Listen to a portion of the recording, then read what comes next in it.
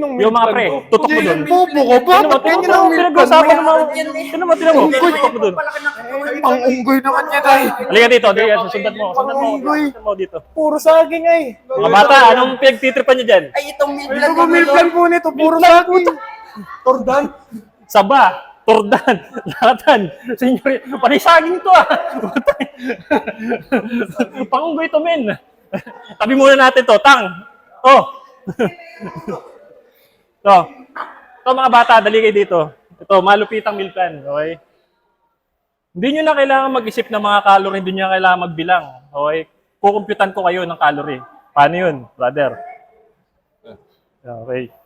So, gagamit tayo ng app na tinatawag. So, ang app niya is ito. Please move up. Okay. Yan. Pag in-open mo siya, ganyan siya. Okay. So, ikaw. Calculate natin yung meal plan mo. Pupunta tayo sa profile. Okay.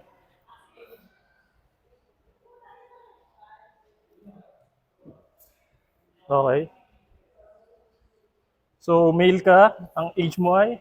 16. 16. Bata mo pa. Height mo is? Weight mo is? 59. Mga 59. 5'5". Ang height mo ay? 5'7". 5'7". Activity level, ilang araw ka sa gym? Every day. So, lagay natin 6 to 7 times a week. Okay? Fitness level mo, intermediate. Ano na yan? Ito, sa goal mo. Anong gusto mong goal lagi? Okay. Power lift. So, nasa category ka na strength and power. Okay. Yan. So, update natin.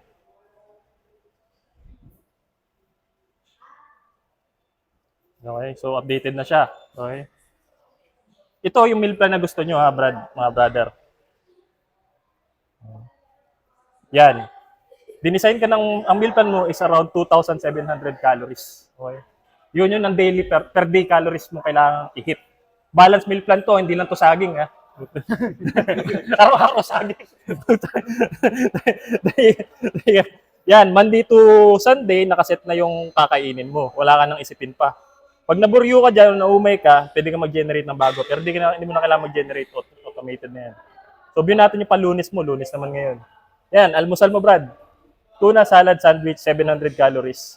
Nandiyan na yung ingredients. Tuna, mayonnaise, onion, celery, whole grain bread, lettuce. Yan. May instruction pa. Okay. Saka may video pa yan pag di mo pa rin naintindihan. Okay. Yan. Okay. Paano magluto ng tuna sandwich. Okay. Yan. Yung tanghalian mo, chicken adobo with rice. Okay. Tingnan nyo to, ha. 1,200 calories. Dinner. Pag minsan may kasama siyang snack. Okay. So, yun. Tapos, ito naman, tingnan natin yung workout mo. Yan. Yan yung design ng workout mo, Monday to Friday din, including rest day. Yan, including rest day. Okay. So, start natin yung panglunis mo, lower body strength and power. Okay.